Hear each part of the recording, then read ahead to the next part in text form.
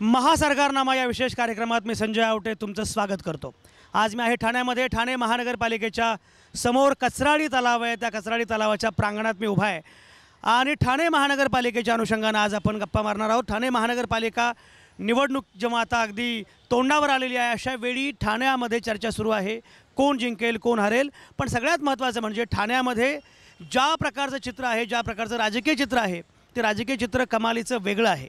एक तर ठाणे महानगरपालिका ही अतिशय महत्त्वाची म्हणजे जवळपास 2600 कोटीचं बजेट असणारी अशी अतिशय श्रीमंत महानगरपालिका आहे।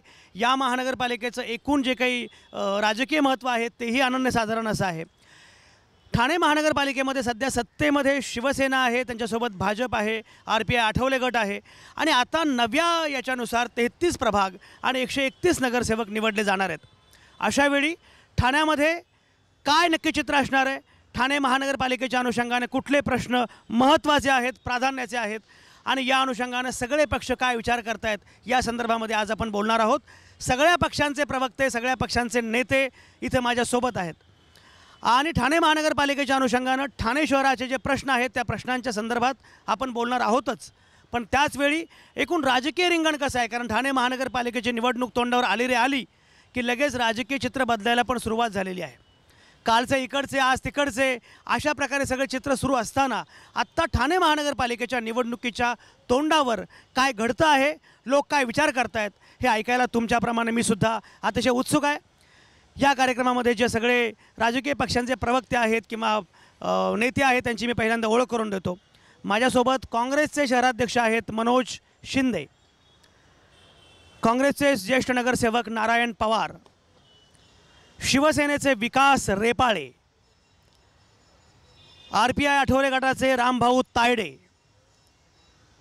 स्वराज अभियानचे संजीव साने, मनसेचे अविनाश जाधव, सामाजिक कार्यकर्ते जगदीश खैरालिया, सामाजिक कार्यकर्ते संदीप खांबे आणि त्याचप्रमाणे NCPचे आणि विरोधी पक्षनेते संजय भोईर हे लवकरच येतील। या सगळ्यांसोबत आपल्याला गप्पा मारायच्यात आणि या सगळी चर्चा सुरू करताना पहिल्यांदा नेहमीप्रमाणे मी जाणार आहे मुद्दाम विरोधी पक्षाकडे, कारण सत्ताधारी पक्षाचं तर काही म्हणणं असेल ते आपण नंतर ऐकूच, पण विरोधी पक्षांचं नक्की काय म्हणणं आहे ते ऐकायला मी जास्त उत्सुक आहे। नारायण पवार आपल्यासोबत आहेत। नारायण पवार, मला सांगा की आत्ता महानगरपालिकेची निवडणूक तोंडावर आलेली आहे, अशा वेळी निवडणुकीमधले महत्त्वाचे मुद्दे कुठले असतील? कारण ठाणे शहराला स्मार्ट शहर करण्यासाठी शिवसेनेच्या नेतृत्वाखालील या सगळ्या लोकांनी खूप चांगलं काम केलं आहे असा दावा त्यांचा नेहमीच असतो। अशावेळी तुमचं म्हणणं काय आहे? स्मार्ट सिटी बनायला पाहिजे ही ठाणेकरांची इच्छा आहे, आमची पण इच्छा आहे स्मार्ट सिटी बनायला पाहिजे। पण स्मार्ट सिटीला जो निधी पाहिजे तो केंद्र सरकारने अजून परत दिलेला नाही, महाराष्ट्र सरकारने दिलेला नाही। आज केंद्रामध्ये BJPची सत्ता आहे, BJP शिवसेनेची, महाराष्ट्रामध्ये पण शिवसेना भाजपची सत्ता आहे। पण ज्या टायमाला या शहराला जी गरज होती या शहराला, त्या टायमाला UP सरकार होतं, UP सरकार मनमोहन सिंग सरकार असताना 2 ते 2.5 हजार कोटी या शहराला दिलेत। अजून हा सरकार आले, मनमोहन सिंग सरकार आले, देवेंद्र फडणवीस सरकार आले, या सरकारने एक पिटकी पण या शहराला दिली नाही अजूनपर्यंत। मी तर बोलतो मग कसं स्मार्ट सिटी बनणार ह्या शहराचं, मला तरी असं वाटते। आम्ही आज बघितलं असेल मागच्या टायमाला, ज्या टायमाला नईम खान महापौर असताना आमच्या या ठाणे महानगरपालिकेचा, त्या टायमाला या शहरासाठी गरज लागणारे तो कळवा हॉस्पिटल आम्ही हे केलेलं आहे, मेडिकल कॉलेज दिलं या शहराला। पण या शहराची आजची परिस्थिती बघितली, या शहराची परिस्थिती आम्हाला वाटतं शहर सुधारावं, शहर चांगलं व्हावं ही आमची इच्छा आहे, विरोधकांची पण इच्छा आहे की शहर चांगलं व्हावं। आज गेली 25-30 वर्ष सत्ता शिवसेना भाजपची या शहरावरती आहे, पण ज्या शहराला गरज आहे, वाहतूक कोंडीचा प्रश्न, पार्किंगची समस्या, अनेक समस्या या शहरामध्ये आहेत, या समस्या सुटत नाही या शहराचं, ना कसं स्मार्ट सिटी बनणार? खरं म्हणजे ठाणे शहर हे स्वयंपूर्ण शहर व्हायला पाहिजे, पण ठाणे हे मुंबईचं हॉस्टेल झालेलं आहे, अशा प्रकारची ठाण्याची अवस्था आहे। संजीव साने आपल्यासोबत आहे, स्वराज अभियानचे। संजीव साने, एक तर स्मार्ट शहर करायचं आहे अशा पद्धतीने सगळ्या घोषणा सुरू होत्या, तरीही आज काय मुद्दे आहेत? क्रमांक 1, दुसरा मुद्दा असा आहे की असं म्हटलं जातं की या शहरामध्ये राजकीय नेते महापौर प्रभावी आहेत की आयुक्त प्रभावी आहेत, या पद्धतीने सुद्धा चर्चा होत असते। अशा वेळी स्वराज अभियानचे कार्यकर्ते म्हणून काय म्हणणं आहे नक्की? 2 मुद्दे आहेत। स्मार्ट शहर व्हावं ही सगळ्यांची इच्छा जी आहे, त्याच्याबद्दल आता पवारसाहेब बोलले ते योग्यच आहे, सगळ्यांची इच्छा आहे। माझा प्रश्न एवढाच आहे की ज्या स्मार्ट सिटीसाठी आपण सगळा खटाटोप चालवलेला आहे त्याच्यामध्ये जे विस्थापित होत आहेत त्या विस्थापित होणाऱ्यांना घरं मिळत आहेत का? त्याची कुठलीच पॉलिसी महापालिकेकडे नाही. नंबर 1. नंबर 2, 350 झोपडपट्ट्या ठाणे महानगरपालिकेच्या एरियामध्ये आहेत. त्यांचा विकास आणि त्यांचं राहणं सुसह्य न करता हे शहर कधीच स्मार्ट सिटी होऊ शकत नाही आणि त्याच्याबद्दलसुद्धा महापालिकेकडे कुठली योजना नाही. आज ही गोष्ट खरी आहे की महापौर किंवा बाकीचे सत्ताधारी पक्ष हे लोकांनी निवडून दिलेले आहेत, ही वास्तव स्थिती आहे. परंतु राज्य फक्त एकच माणूस करतो, संजीव जयस्वाल. आणि सगळे नगरसेवक बाहेर काही बोलत असले तरी आज साहेबांचंच ऐकतात. हे सगळ्या ठाण्याला माहिती आहे. त्यामुळे जर स्मार्ट सिटीचं काम करायचं असेल किंवा लोकांना बरोबर घ्यायचं असेल तर लोकांना सहभागी असणारी पॉलिसी महापालिकेने आखली पाहिजे, ज्याला मुळात संजय जयस्वाल यांचा विरोध आहे. मी सगळ्या शहरांमध्ये फिरतो आहे, पण कुठल्याही शहरामध्ये महापौरांपेक्षा आयुक्त प्रभावी आहेत असं कोणीही म्हटलेलं नव्हतं. इथे मात्र हा आरोप जाहीरपणे होतो आहे. विकास, मला सांगा, हे सगळे जे आरोप आहेत या सगळ्या आरोपांबद्दल काय म्हणणं आहे? नाही, मला नारायणदादांच्याच त्यांच्या बोलण्यातच माझ्या प्रश्न ऑलमोस्ट उत्तर आलं होतं की 25 ते 30 वर्ष या शहरावरती शिवसेना भाजपची सत्ता आहे. ही सत्ता काय? कारण आम्ही लोकांना हवं ते राज्य करतो आहे, लोकांना हवं ते देतो आहे. तुम्ही कोण प्रभावशाली आहे कोण नाही, आयुक्त काही कोणी एकटा काही. विकास तुम्हाला तोडून फक्त एकच सांगतो की याच न्यायानं काँग्रेस राष्ट्रवादीचं राज्य 15 वर्ष होतं म्हणून त्यांनी काही चुका केल्याच नाहीत असं म्हणायचं कारण नाही. ज्याप्रमाणे काँग्रेस राष्ट्रवादीचं सत्ता त्यांची 15 वर्ष असूनही लोकांनी त्यांना सत्तेतून बाहेर घालवलं कारण ते चुकले. तुमची सत्ता 25-30 वर्ष आहे म्हणजे तुम्ही सगळं बरोबरच केलं असं मानण्याचं कारण आहे का? मी असं कधीच मानत नाही. तुम्हाला मी सांगतो की, आणि माझा मी आशावादी आहे असं म्हणत नाही मी, पण मी तुम्हाला सांगतो आम्ही केलेली काम बोलत आहे. सर, इथे कोण काम करतं आहे ह्याच्यापेक्षा प्रशासनाला आम्ही सत्ताधारी आम्ही जे पाठबळ देतो आहे. कारण आज चंद्रशेखर साहेबांच्या काळातही हे झालं, त्यावेळेला धर्मवीर आनंद दिघे साहेबांनी त्यांना पाठबळ दिलं. आज तेच संजीव जयस्वाल साहेबांना सन्माननीय पालकमंत्री, एक सक्षम पालकमंत्री या ठाणे जिल्ह्यात आहे. आज त्यांच्या मार्गदर्शनाखाली महापौर आणि ही जी काही सगळी आम्ही सत्ताधारी टीम आहोत, आम्ही काम करतो आहे, आम्ही शहराला विकास देतो आहे, आम्ही रस्ते देतो आहे. विस्थापितांचा प्रश्न साणेसाहेब बोलले, साणेसाहेबांना मी सांगतो की जी काही आपण आपण हे केलं पुनर्वसन करतोय लोकांचं, आपली जे सारखी पॉलिसी मला वाटतच नाही कुठल्या शहराची आहे. आज ज्या रोड वाइंडिंगमध्ये जी घरं गेली आहेत, जी लोकांची बेघर झालीत लोक, आज मला वाटतं त्या सगळ्या लोकांना आपण घरं दिलीत. मला तुम्ही माणूस आणून दाखवा त्यांना घरं मिळालेली नाही आहेत. शेवटी नियम निकष याच्या आधारावरच ही महापालिका चालते. काय म्हणणं आहे? शिवसेना पक्षाला ज्या पद्धतीत विकास यांनी सांगितलं, खऱ्या अर्थाने माज आला आहे, माज. मी विकास यांना विचारीन एक प्रश्न, ज्या भागातून निवडून आलेले पालकमंत्री झालेत त्यांनी एक काम केलेलं दाखवा, एक साधं काम त्या भागात केलेलं दाखवा. आज टोलचा प्रश्न आहे आणि दुर्दैव असं की ज्यावेळेला UPAची सत्ता होती, पृथ्वीराज चव्हाण होते, त्यावेळेला त्यांनी सांगितलं की हा टोळ आमची सत्ता दिल्यानंतर उद्या बंद करू. पण ह्या नागपूर अधिवेशनामध्ये त्यांनी जाहीर करून टाकलं पुढील 20 वर्षामध्ये देखील हा टोळ आम्ही बंद करू शकत नाही. एक साधं शिंदे तलाव जो आहे, तरण तलाव, त्या तलावाला सर्वसामान्य नागरिक आणि मनोहर साहेबांनी बांधलेलं जे कळव्याचा तलाव, त्याला 20-25-100 रुपयामध्ये जनता तिथे स्विमिंग शिकते, मुलं शिकतात. एक साधं तलाव या ठिकाणी बांधलं रहेजाचं, ते देखील ठाकरे कुटुंबियांच्या कुठेतरी कोणाला तरी विकलं गेलं. तिथे क्लब झाला. आज 5-10 लाख रुपयाची मेंबरशिप तिकडे चालते. ते एक काम मात्र त्यांनी केलं आणि तिकडे कुठून कुठून लोक येतात, हा महत्त्वाचा विषय. डम्पिंगचा विषय मी कौतुक करीन डम्पिंगच्या माध्यमातून की लोक कसं सहन करतात. लोकांचंच कौतुक करावं लागेल मला की कसं राहतात, किती वर्ष हे लोकांनी आमिष दाखवली आहेत या विषयावर आणि ही गाजरं पुन्हा देतात आहेत. आता म्हणतात क्लस्टर डेव्हलपमेंट आम्ही पावसाळ्यापूर्वी करू.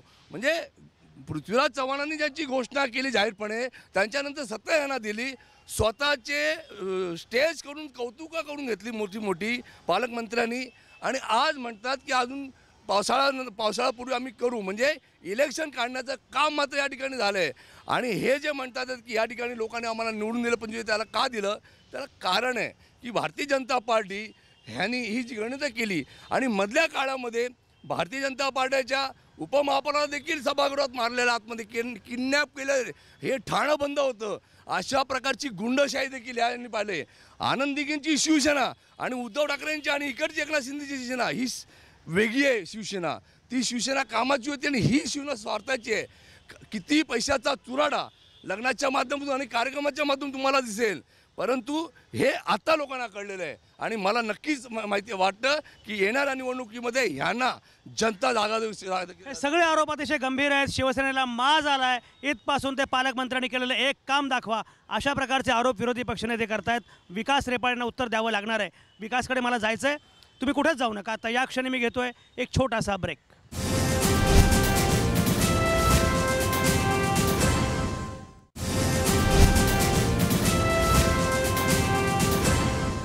महासरकारनामा या कार्यक्रमात तुमचं पुन्हा एकदा स्वागत. मी आहे ठाण्यामध्ये आणि ठाणे महानगरपालिकेच्या निवडणुकीच्या तोंडावर ज्या प्रकारचे आरोप प्रत्यारोप सुरू आहेत, विरोधी पक्षाच्या नेत्यांनी थेट आरोप केलेला आहे की शिवसेनेला माज आलेला आहे. शिवसेनेच्या पालकमंत्र्यांनी केलेलं एक काम दाखवा. ज्या प्रकारचे गंभीर आरोप होत आहेत त्या गंभीर आरोपांचं उत्तर शिवसेनेनं दिलं पाहिजे. विकास रेपाळ्यांकडे मी जातो आहे. विकास रेपाळे, आरोप गंभीर आहेत, तुम्हाला गंभीरपणे उत्तर द्यावं लागणार आहे. मी गंभीरपणेच उत्तर देतो, पण मी मनोज दादांना इतकं सिरियसली घेत नाही, कारण त्यांचा स्वभावच तसा आहे, खोटं बोला पण रेटून बोला. ह्या ठाणे शहरामध्ये शिवसेनेने पालकमंत्र्यांच्या मार्गदर्शनाखाली जी काही कामं केली, रोड वाइंडिंग केलेलं आहे, अनेक आता त्यांनी रयेजाच्या तरण तलावाचा एकच विषय घेऊन हे करतात. आज BOTवरती दिलेला तरण तलाव आहे. क्लस्टर योजनेसाठी मी तुम्हाला सांगतो की त्यांच्या सरकारने क्लस्टर योजना पृथ्वीराज चव्हाण साहेबांनी जाता जाता सही केली, पण त्याच्यामध्ये इतक्या त्रुटी ठेवल्या की त्या त्रुटी निस्तरता जवळजवळ 1 वर्ष गेलं. आम्ही जेव्हा सरकारमध्ये आलो, सरकारमध्ये आल्यानंतर सर्वात प्रथम शिंदेसाहेबांनी, आणि मला वाटतं शिंदेसाहेबांनी क्लस्टरसाठी जितका पाठपुरावा केला तितका मला नाही वाटत ह्या महाराष्ट्रामध्ये कुठल्या नेत्याने केला आहे. ज्या काही त्रुटी आहेत, इम्पॅक्ट असेसमेंट रिपोर्ट असेल, हे असेल, ह्या महापालिकेच्या माध्यमातून सबमिट झाल्या आहेत. आता कोणीतरी कोर्टात जातं आहे, कोर्टात गेल्यानंतर त्या ह्याच्यावरती सध्या स्टे आहे. शासनाच्या माननीय मुख्यमंत्री, माननीय पालकमंत्री स्वतः त्याचा पाठपुरावा करत आहेत आणि महाराष्ट्र शासनाच्या वतीने अतिशय विद्वान अशा वकिलांना लावून तो स्टे कसा उठवता येईल आणि क्लस्टर लोकांना कसं इम्प्लिमेंट करता येईल, ह्या प्रकारे आपण अनेक, तुम्ही वागळेमध्ये बघा, अनेक उद्यानं आहेत. मी जिथे राहतो तिथे उद्यानं आहेत. अनेक ठिकाणी चांगली कामं झाली, रोड वाइंडिंग होतात. LBS रोडसारखं आता रोड वाइंडिंग होतं आहे. इतकं चांगलं काम चाललं आहे शहरामध्ये. उगाच काय 3 वेळा त्यांना कोणी आमदार निवडून देत नाही. आणि हा काय माज नाही आहे, ही लोकांचा असलेला आमच्यावर विश्वास आहे. जनसामान्यांमधनं असलेला नेता एकनाथ शिंदे आहेत. मुळामध्ये एक सांगा मला की ज्या पद्धतीनं आता भूमिका मांडली जाते की शिवसेनेनं ज्या प्रकारचं काम केलेलं आहे ते काम फार महत्त्वाचं आहे, तरीही विरोधी पक्षाचा असा आरोप आहे की एकेकाळी तलावांचं असणारं हे शहर आता उजाड झालेलं आहे, एकेकाळी उद्यानांचं असणारं हे शहर आता उजाड झालेलं आहे, सर्वसामान्य माणसांचं हे शहर उरलेलं नाही, असा आरोप तुम्ही वारंवार का करता आहात? हां, मुळात दोघं विरोधी आणि सत्ताधारी जे बोलतात, मुळात हे दोघंही एकमेकांचे पार्टनर आहेत असं आम्हाला म्हणायचं आहे. कारण हे महानगरपालिकेच्या आत काय बोलत नाही, कॅमेरा आला की हे मोठ्या मोठ्या वार्ता करतात की हे झालं नाही, ते झालं नाही, ते झालं. आतमध्ये काय नाही बोलत. जिथे बोलून तुम्ही कायदे तयार करता किंवा एखाद्या गोष्टीला मंजुरी देता तिथे तुम्ही काही म्हणत नाही. सरळ आरोप आहे. शिवसेना म्हणते की आम्ही 25 वर्ष सत्तेत. अहो, दिघे साहेबांच्या कृपेमुळे सत्तेत आहात. तुम्ही दुसरे कुठलंही काम या ठाण्यात केलं नाही. मी विकासजींना विचारीन, तुम्ही केलेली 5 कामं या ठाण्यासाठी दाखवा. नारायण पवारांनी सांगितलं सिव्हिल कळवा हॉस्पिटल आम्ही बनवला, ओके. गडकरी रंगायतन, अरे किती वर्ष गडकरी रंगायत, किती वर्ष त्याच्या नावावर मतं खाणार तुम्ही? हे फक्त दिघे साहेबांच्या नावावर आजपर्यंत जिंकून आलेले आहेत. मला वाटतं की ह्या लोकांनी दिघे साहेबांचे उपकार मानावे. काँग्रेसने 2,500 कोटी दिल्यानंतर अहो, दुसरी गोष्ट, दिवा डम्पिंग. तुम्ही काय दिलं? विकास एक सेकंद. हा सेनेचा माज आहे, हा माज आहे बोलताना मध्ये बोलायचं. दिवा डम्पिंग. आज दिव्यातल्या जनतेने यांचे आमदार दिलेत, अनेक वर्ष आमदार येतात, अनेक वर्ष खासदार यांच्यात, पालकमंत्र्यांचा मुलगा खासदार इथे, तरी अहो दिव्यात तुम्ही कचरा टाकताय. आज दिव्यामध्ये जर तुम्ही गेलात तर 6% लोकांना किडनी फेलचे आजार आहेत. तुम्ही तिथे गेलात तर तिथल्या लोकांना कॅन्सरचे आजार वाढत चाललेत. मुंबईवरनं आलेला गरीब जनता तिथे बसलेले, ह्यांना लाज नाही वाटत? आमदार खासदार, तो एक नगरसेवक आमचा भिकारडा होता, त्याला पण घेऊन गेले का? तर 2 कोटी रुपये देतो, चल निधी देतो, तुला काम कर. ही परिस्थिती आहे यांची. हो, ह्याने आम्हाला खोटं बोलावं नाही. मी पुन्हा सांगतो की फक्त दिघे साहेबांची कृपा, या कृपेमुळेच हे निवडून येतात, ह्यांचं दुसरी लायकी नाही. एक छोटा मुद्दा आहे. दिघे साहेबांनी, तुम्हाला सगळ्यांनाच माहिती आहे ठाण्यातल्या लोकांना, या महापालिकेमध्ये 42% भ्रष्टाचार होतो हे सांगितलं होतं. त्याच्यानंतर नंदलाल समिती अपॉइंट झाली. त्या नंदलाल समितीच्या रिपोर्टचं काय झालं? महापालिकेने रिपोर्ट आम्हाला माहिती आहे, महापालिकेने पोलीस कंप्लेंट करायची आहे, पण महापालिकेचे आयुक्त पोलीस कंप्लेंट करायला घाबरतात. प्रश्न असा आहे की ज्या दिघे साहेबांचं नाव घेऊन आता विकासजी किंवा बाकीचे बोलत आहेत, त्यांनी जो आरोप केला तो आजही ठाणे महापालिकेमध्ये सत्य आहे. खरं म्हणजे ठाण्यामध्ये आत्ता जो राज्य चाललेला आहे, महानगरपालिकेमध्ये सुद्धा बिल्डरांचंच राज्य आहे. कारण की आत्ता जी काही विकासाची नावं सांगितली, मोठे रस्ते किंवा याच्यामध्ये मोठे रस्ते कोणासाठी करतायत? हे सगळ्या रस्त्यांवर जाऊन बघितलं, एक मिनिट मला बोलू द्या, सगळ्या रस्त्यांवर जर जाऊन बघितलं आपण तर दोन्ही बाजूला गाड्या पार्किंग केल्या जातात. रस्ते मोठे फक्त गाड्या पार्किंगसाठी केले जाणार आहेत का? पादचाऱ्यांचे प्रश्नांकडे पूर्णपणे सत्ताधारी आणि विरोधक हे दोघेही दुर्लक्ष करीत आहेत. प्रश्न माझा शिवसेनेला भाजपाला आहे. प्रश्न असा, जे विस्थापित जे झालेले आहेत घोडबंदरला, जो आपला या बिटकॉइन कंपनीने जो तोडलेला रस्ता आहे, जे विस्थापित झाले त्यांना अजूनपर्यंत पुनर्वसन झालेलं नाही. मुद्दा ऐक. आणि दुसरा जो निकृष्टता दर्जाचं काम होतं त्यांना पाठीमागे कोण घालतं आहे? आणि जे बिल्डर लॉबीसाठी जे रस्ते तोडले जात आहेत ते का तोडले जातात? निष्कारण तोडले जातात. त्यासाठी विकास रेपाळीची काय उत्तर देतील? या सगळ्यांसोबत विकास रेपाळे आहेतच, पण विकास रेपाळ्यांसोबत भाजप आहे आणि त्याचप्रमाणे RPI आठवले गटसुद्धा आहे. RPI आठवले गट, एक मला सांगा तुम्ही, साधारणपणे RPIची जी काही भूमिका आहे ती सर्वसामान्य माणसांची, शोषितांची अशी भूमिका आहे असं मानलं जात होतं. पण आता मात्र आठवले सगळंच विसरले आणि सत्तेमध्ये रमले, असं चित्र खालपासून वरपर्यंत आहे असं लोक म्हणतायत. काय उत्तर आहे? हे चुकीचा हा विषय आहे. लोकांचं हे जे म्हणणं आहे ते चुकीचं आहे. आठवले साहेब अजूनही जनतेसोबत आहे, गोरगरीब जनता असो. पण लोकांचे जे प्रश्न आहेत महापालिकेतले त्याचं उत्तर काय? नाही, लोकांचे प्रश्न जे आहेत चालूच आहे ना. महानगरपालिकेमध्ये शिवसेना, भाजप आणि RPIची सत्ता आहे आणि ह्या सत्तेच्या माध्यमातून अतिशय सुंदर ह्या ठाणे शहरामध्ये काम चालू आहे. जे काही विरोधक म्हणतायत, मला ऐकतो नाही, मी आयुक्तांचं अभिनंदन करतो. आयुक्तांचं मी खरोखर नाही आयुक्त छंड बाकी कोणी काम करत नाही. हे छंद आहेत. शिवसेना एक सेकंद. मी आयुक्ताचं अभिनंदन का करतोय? आयुक्त म्हणजे प्रशासन आणि इथलं शासन, सत्ताधारी ह्या दोघांच्या मिळून ठाणे शहरामध्ये अतिशय जबरदस्त काम सुरू आहे. त्याच्यामुळं हे विरोधक नाराज आहे. हे नारायण पवारजी म्हणतात आमचे मित्र का केंद्र शासनाचा अजून यांनी निधी आणला नाही. हो, तुमचं सरकार 15 वर्ष होतं तेव्हा काय केलं? आणि म्हणून तर 2,500 कोटी आमच्या सरकारने हे शिवसेना भाजप जे RPI हे सांगतात, तुम्ही सुंदर शहर बनवा, स्मार्ट सिटी शहर बनवायचं, या संदर्भात आयुक्त चांगलं पुढाकार घेतोय. पण केंद्र सरकारने त्यांना पैसे तर दिले पाहिजेत, महाराष्ट्र सरकारने पैसे दिले पाहिजेत. मागे STP याच्या संदर्भात जे पैसे दिले आहेत ते केंद्र सरकारने दिले. मनमोहन सिंग सरकार असताना पृथ्वीराज चव्हाण. या शहराला ऊर्जा संवर्धन असेल, पर्यावरण असेल, असे अनेक पुरस्कार यांच्या शासनाच्या काळात मिळालेत. हे पुरस्कार स्कॉच अवॉर्ड असेल किंवा इतर अनेक अवॉर्ड असतील, हे या शहराला मिळालेत. पर्यावरणभिमुख शहर म्हणून या शहराचा उल्लेख झाला आहे. ऊर्जा संवर्धनासाठी 2012 पुरस्कार मिळाला. हे पुरस्कार काय यांनी मॅन्युप्युलेट करून दिले का? आम्ही 2,500 कोटी पृथ्वीराज चव्हाण साहेबांनी दिले होते या शहराला, म्हणून ब्रिज झाले, रस्ते झाले, STP झालं. तुमच्या पालकमंत्र्यांनी, तुमच्या मुख्यमंत्र्यांनी या ठाणे शहराला का दिलं मोठं गाजर स्मार्ट सिटीचं? आणि ते कधी होणार हे महत्वाचं आहे. तुम्ही काय केलं बोलून जे मनसेने आंदोलन केलं ना, ते आंदोलन ॲक्च्युली मनसेने करायलाच लागलं नसतं. आमच्या सरकार असताना त्या टायमाला 18 हेक्टर जागा या महानगरपालिकेला दिली, 45 एकर जागा. का तुम्ही त्या डम्पिंग ग्राउंडवरती डम्पिंग ग्राउंड तुम्ही प्रकल्पाला राष्ट्रवादीच्या पालकमंत्र्यांनी स्टे दिला त्या डायगरीतल्या प्रकल्पाला. खोटं बोलतात आणि रेटून बोलतात. सामान्य नागरिक म्हणून मला डम्पिंगच्या बाबतीत आता इथे मोठी चर्चा चालू आहे. ठाणे शहराच्या संपूर्ण शहरवासियांचा कचरा हा ग्रामीण भागातच का पाठवावा? हा त्यांचं आरोग्य नाही का? अतिशय त्यांनी चांगला हे केला की कचऱ्याचं जे काही विकेंद्रीकरण आहे आणि जे प्रभाग समिती वाईज व्हायला पाहिजे 10 प्रभाग, आपली प्रोसेस चालू आहे, टेंडर प्रोसेस चालू आहे. सामान्य जनतेच्या माध्यमातून मला एक प्रश्न असे विचार, 2-3 प्रश्न आहेत माझे असे. पहिला प्रश्न असा आहे की एक मिनिट शासकीय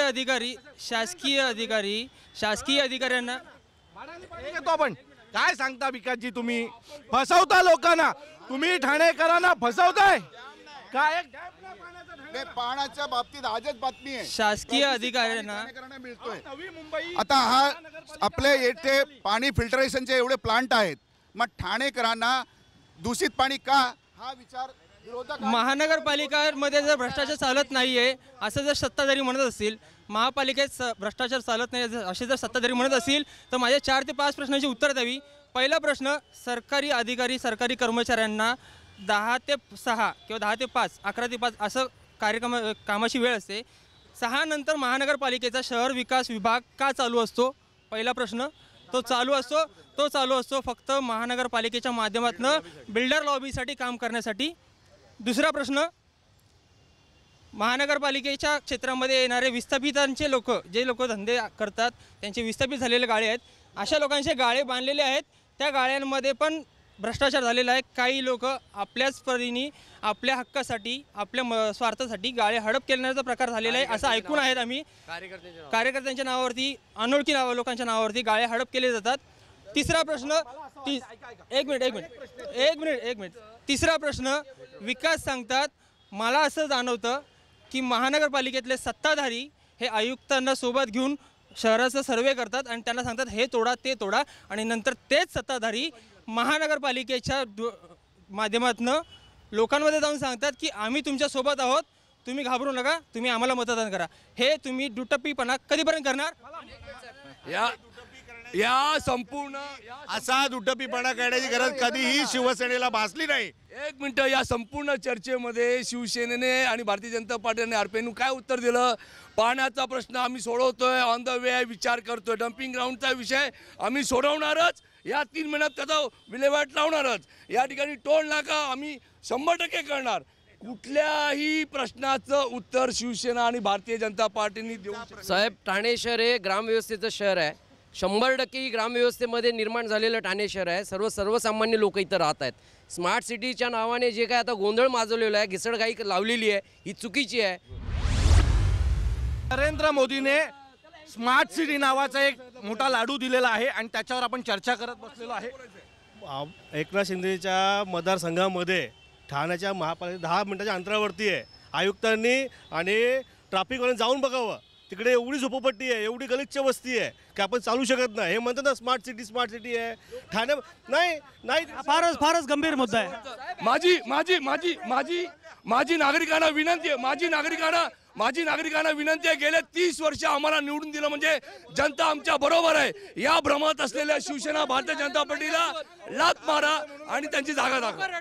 बरोबर. एक सेकंद, माझा वेळ संपला आहे तरी सुद्धा 1 सेकंद.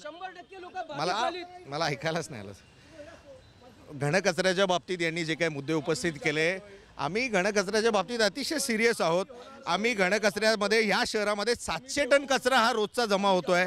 त्याच्यामधला जो काही निर्माल्य असेल, जे काही भाजीपाल्याचं वेस्ट आहे, या अनेक याच्यासाठी आपण energy to waste to energy म्हणजे आपण त्याचं CNG गॅस तयार करण्याचं ह्याचं जवळजवळ 200 टन मेट्रिक कचरा हा याचं वर्गीकरण करण्याचं काम महापालिकेने चालू केलं आहे. आता जी काही बाकीचं लाडू गाजर देण्याचं काम पालकमंत्री करतात आहेत. ही सगळी चर्चा आपण ऐकली. सगळी चर्चा अतिशय महत्त्वाची आहे. ठाणे महानगरपालिकेच्या निवडणुकीच्या अनुषंगानं सगळ्या राजकीय पक्षांचे लोक आपापली भूमिका मांडतायत. पण मी नेहमी सांगतो त्याप्रमाणे ये पब्लिक है, ये सब जानती है. त्यामुळे यांनी काहीही बोलले, यांनी काही थापा मारल्या, खोटं बोलून रेटून बोलले, काही केलं तरी खरं काय चाललेलं आहे ते लोकांना नीटपणे माहिती आहे. त्यामुळे लोकांनी ठरवलेलं आहे की काय नक्की फैसला करायचा. लोक आपला निर्णय देतीलच. पण एकूण हे चित्र स्पष्ट होणं फार महत्त्वाचं होतं. कारण या महासरकार नामाच्या निमित्तानं एकूण अजेंडा काय या महानगरपालिकेचा, कुठले विषय प्राधान्याचे आहेत, कुठले विषय महत्त्वाचे आहेत ते कळणं फार आवश्यक होतं. म्हणून ही चर्चा. पुन्हा भेटूया पुढच्या महानगरपालिकेच्या प्रांगणामध्ये. तोपर्यंत तुम्ही ऐकत आणि पाहत राहा महासरकारनामा.